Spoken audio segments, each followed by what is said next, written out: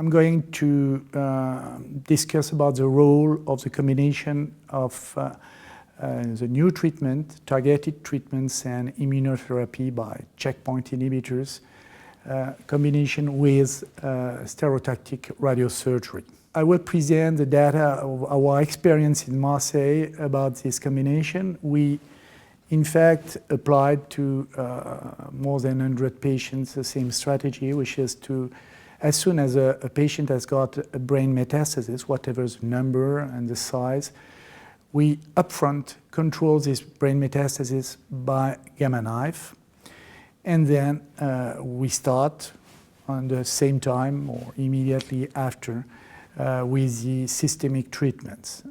And we renew the treatment by stereotactic radiosurgery as often as needed.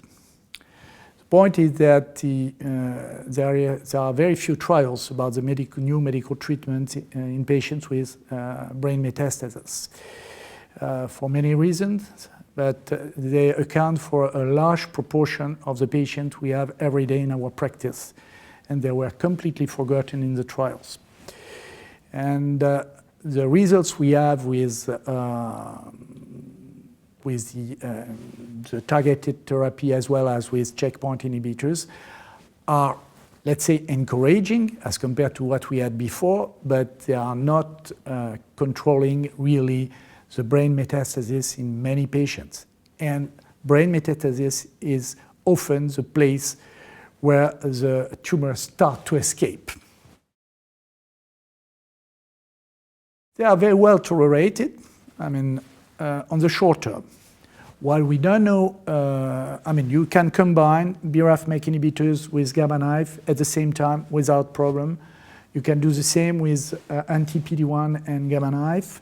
What we don't know is what will happen 1 year, 2 years, 3 years after.